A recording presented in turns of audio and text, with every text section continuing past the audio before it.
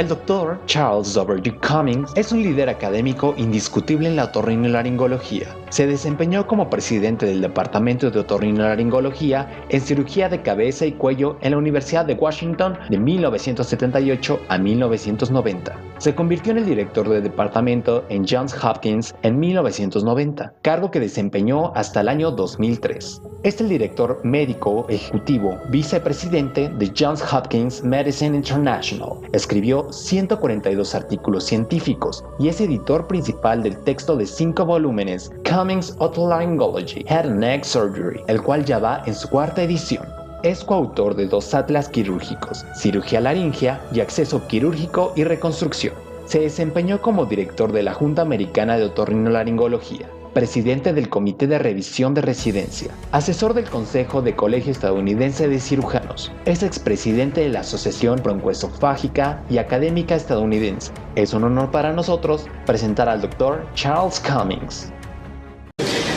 Gracias por permitirles hablar el día de hoy. Mi plática será de demonios del pasado y del presente. Y con esto quiero decir cómo era el mundo de la otorrinolaringología en mi programa de capacitación en los 60s y cómo es ahora a final del 2018. Los demonios son las ideas fallidas y los problemas y las dificultades que tuvo nuestra especialidad en ese momento, y ahora los componentes significativos dan a la personalidad o la idea de un clínico académico. Estas competencias se pueden reducir a 5 áreas y esto puede traducirse al futuro. La primera de las competencias principales de un clínico es el conocimiento. La medida de los logros es lo que establece nuestra práctica del futuro como cirujanos. Por favor, tomen nota de que estoy incluyendo el término acúmulo o el cúmulo de conocimiento, lo que implica un esfuerzo activo para mejorar las competencias básicas establecidas durante nuestro proceso de capacitación en la residencia y un proceso activo para mantener la familiaridad con los conceptos contemporáneos de la práctica médica. La segunda, o el segundo elemento es la honestidad y la práctica ética. Y estas son unas cualidades muy importantes que deben estar imbuidas en nosotros. Desafortunadamente, muy pocos han podido lograr esto, dado que se han visto distraídos. En mi opinión, se requiere un arduo trabajo y una actitud de honestidad y ética. El tercero elemento es una dedicación absoluta a la profesión y al trabajo frente a nosotros. A veces encuentro que esto es altamente difícil de lograr y con frecuencia puede uno perderse en el camino. Y una vez más, aquí también se requiere muchísimo esfuerzo y dedicación para evitar así la distracción. Los mejores médicos tienen esta calidad. La cuarta calidad o cualidad involucra la habilidad para ser líderes. Voy a hablar más al respecto después en mi presentación. El líder está en todos nosotros. Hay algunos que tienen este don de manera natural, pero se requiere de todas maneras un cierto grado de trabajo altruista o de una actitud altruista. La práctica de la medicina requiere liderazgo.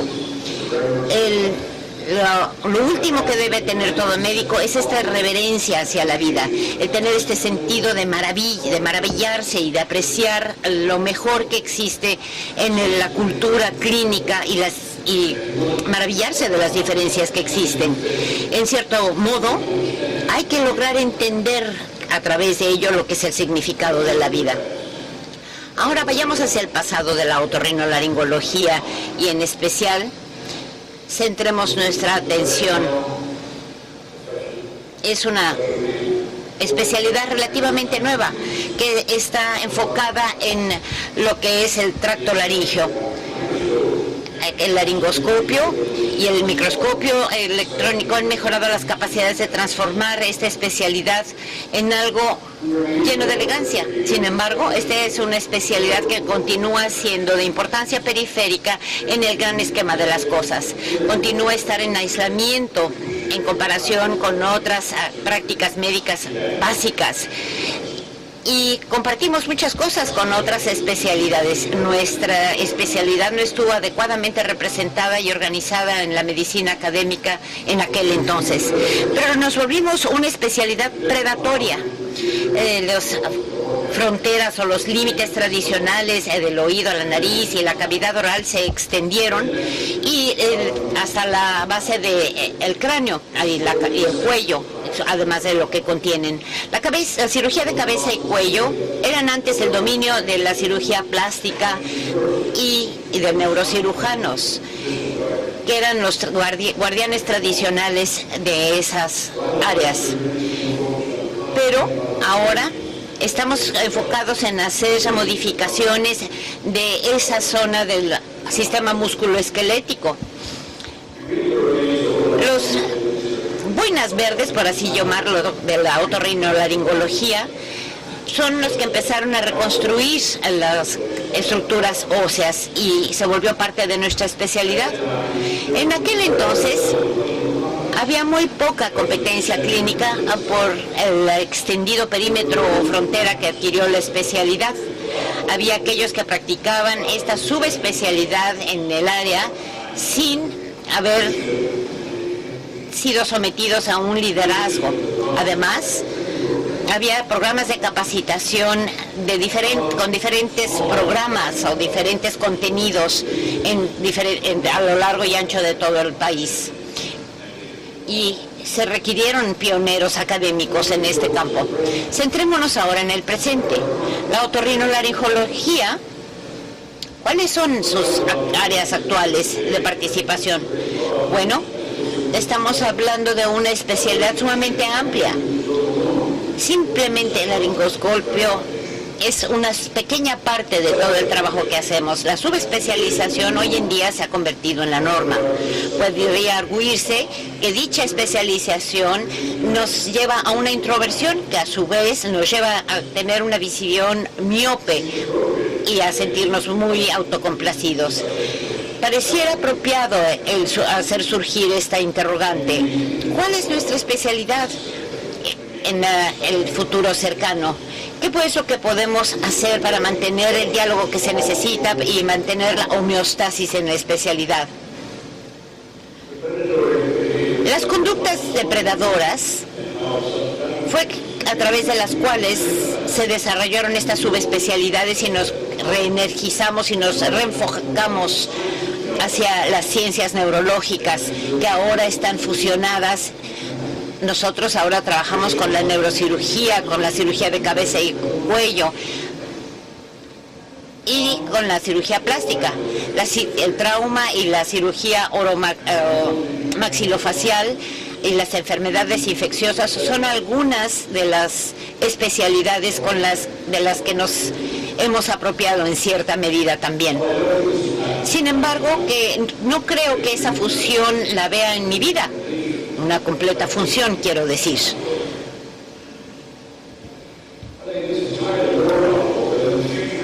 En el futuro, probablemente vamos a ver nuestra especialidad dividida en otología y la otra parte sería difícil. No me gustaría ver que esto sucediera, pero una vez más creo que vamos a tener un gran conjunto de subespecialidades que se van a volver sumamente significativas bajo el gran esquema de las cosas. Dos especialidades tomadas de otras disciplinas más amplias. Depende de todos nosotros, por lo tanto, que la comunicación dentro de la especialidad y el compromiso sea tal que conservemos la integridad de nuestra disciplina. Otro elemento que tiene presencia es la definición de cuáles son nuestras competencias principales dentro de nuestra especialidad conforme examinamos la nariz y todas las estructuras craneofaciales. Queremos que nuestros residentes, cuando presentan sus exámenes de certificación para el Consejo, puedan responder todas las preguntas de un área tan amplia de trabajo, pero no podemos esperar que estos estudiantes sean una enciclopedia, tengan ese conocimiento enciclopédico y que sepan entonces de alergia, de cirugía cosmética, de farmacología, de tratamientos con células madres. Por lo tanto, yo soy un tanto escéptico de que nuestras competencias fundamentales estén en verdad siendo representadas dentro de nuestra especialidad. En las esferas académicas, los requisitos especiales son tantos que no tenemos suficientes profesores capaces de impartir las cátedras en las varias especialidades. Conozco muchos programas de múltiples lugares en los Estados Unidos y vemos que las competencias fundamentales de nuestra especialidad no siempre están igualmente definidas. En mi opinión, la capacitación integral del cirujano no existe en realidad para poder definir con claridad nuestras competencias principales. La competencia y la atención integral están en un estado que está decayendo. La capacitación inicial que recibimos en la arena quirúrgica debe lograrse, por lo menos mediante la observación, si no es que a través de la participación, y debe ser un proceso dinámico de diagnóstico el que se tenga para dar un tratamiento quirúrgico. En mi opinión, el cirujano del futuro no será el único que sufra, sino también los pacientes del futuro y del presente son los que están sufriendo por esta situación. Los programas de becarios han evolucionado y, sin embargo, continúa existiendo un vacío. Y por eso es que debemos comprometernos a exponernos en la residencia y extender lo que es el alcance de nuestra especialidad. Muchos de los programas de becas exigen que los estudiantes puedan elevar sus niveles en todos los aspectos principales de nuestra especialidad y desarrollar mejor sus competencias clínicas. La calidad de vida y su evaluación son más bien una ciencia blanda y un análisis objetivo. Necesitamos ser capaces de evaluar nuestra propia calidad de vida. Debe tenerse una atención del paciente estandarizada de tal manera que la experiencia clínica tenga su propio lugar. Yo estoy a favor del esfuerzo de dar una atención de calidad basada en información, pero voy a decir algo que tal vez sea políticamente peligroso. Debe hacerse un análisis meticuloso de nuestra situación y no hay duda de que la rendición de cuentas, la difusión completa de la información, la toma de decisiones basada en evidencia y el consentimiento informado permiten elevar la atención que damos al paciente, pero al mismo tiempo tengan cuidado porque esto también ocasiona ansiedad y ciertamente el proveedor del servicio de salud con frecuencia no es el único que sufre, sino también el paciente. De las conductas depredadoras desequilibradas probablemente no permitan hacer un buen trabajo, dado que ahora lo que prevalece es hacer una comercialización y una promoción de los servicios que uno mismo proporciona, llegándose a considerar muchas veces poco profesional el tener esta actitud. Así lo era en la década de los 60. El autoanálisis no existía hace 30 o 40 años, pero es algo que debe ejercitarse para que todos nosotros, quienes vemos y tratamos a los pacientes, entendamos y representemos de manera justa nuestros niveles de competencia y estar claros de qué es lo que sí podemos y debemos hacer con los pacientes. Existen líderes innatos, quienes son personas atractivas, carismáticas, fáciles de seguir, pero la mayoría de nosotros no somos así y tenemos que aprender a ser líderes efectivos y eficientes. Como todos sabemos, en el proceso de capacitación durante la residencia, la presión, la responsabilidad, la incertidumbre y un cúmulo de conocimiento incompleto respeto y el temor al fracaso ejercieron una enorme influencia sobre el desempeño de todos nosotros y también de los actuales residentes. En gran medida yo he observado programas de desarrollo de capacidades y habilidades de liderazgo para algunos individuos, pero también he habido ejemplos de personas que son ejemplos a seguir para poder movernos y avanzar en el futuro. Hay malas conductas que se han venido perpetuando a lo largo del tiempo en estos programas de capacitación. Esto, como dije, ha venido existiendo en los procesos de capacitación, estas malas conductas. Afortunadamente, ahora debemos centrarnos en tener programas académicos sobre civilidad. Peter Drucker dijo que el liderazgo no es el tener una personalidad magnética, no es sobre hacer amistades y ejercer influencia sobre las personas. El liderazgo es lograr hacer que la visión de una persona vea más alto, elevar los pensamientos hacia estándares más altos, el construir una personalidad que vaya más allá de las limitaciones normales. Un gran liderazgo no es tanto un aspecto relacionado con técnicas y métodos, más bien se refiere al corazón. Es el inspirarse a uno mismo y ser capaz de inspirar a otros. Se trata de experiencias de vida, de procesos. El buen liderazgo tiene que ver, se relaciona con la experiencia humana y no con los procesos. Es una actividad humana que proviene del corazón y que considera o toma en cuenta el corazón de los demás. Es algo que agrega, no que resta. Así que en realidad el liderazgo es un proceso difícil a través del cual la persona permite que otros logren su misión, logren una tarea y un objetivo y dirige a las organizaciones de una manera tal que pueda haber mayor cohesión y coherencia.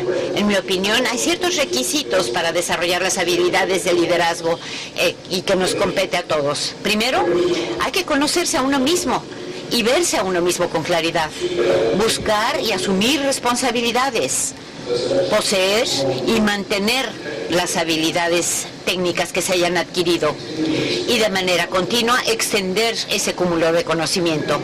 Hay que comunicar hacia arriba y hacia abajo, respetar y de hecho exigir un sentido de responsabilidad de los demás, tomar decisiones de manera oportuna y bien fundamentadas y ciertamente alentar la colaboración y el trabajo en equipo.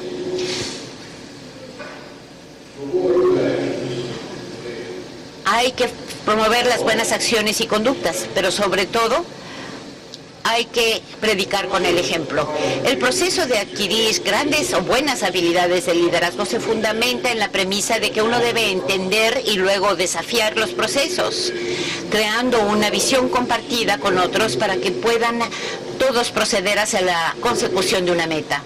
En el caso de ustedes, el maximizar el potencial de ustedes o de su paciente debe darnos la energía y la motivación que requerimos para poder entonces compartir la gloria, que es lo más difícil de lograr, y mantener el proceso solo para uno. Jeff Bezos de Amazon ha dicho que es mucho más difícil ser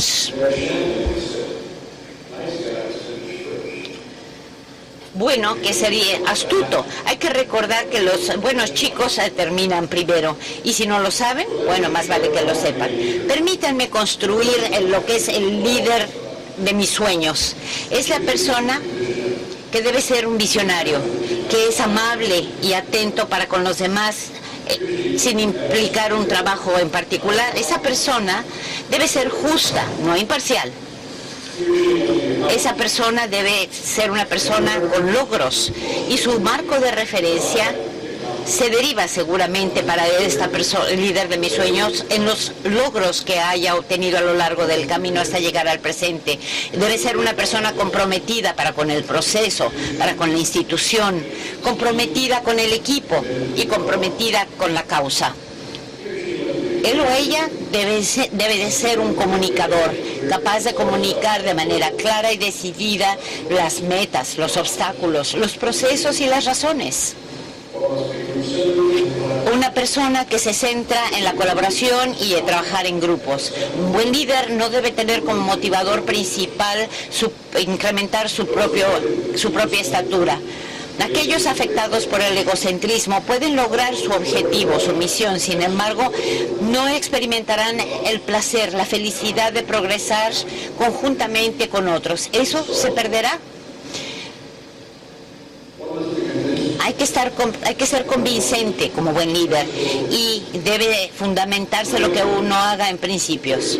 En mi opinión, un gran líder evoca poco escepticismo entre aquellos que les rodean o que quedan atrás. Un gran líder debe ser valeroso y debe moverse hacia la consecución de una meta de una manera deliberada, a pesar de las conversaciones potencialmente incómodas que tenga que sostener, y sin embargo mantenerse como una persona justa.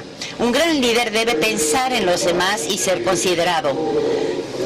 Las conductas de prejuicio y de sesgo no tienen cabida en este marco de referencia de un gran líder, y sobre todo un gran líder debe ser una persona íntegra, completa. Un gran líder debe conocerse a sí mismo.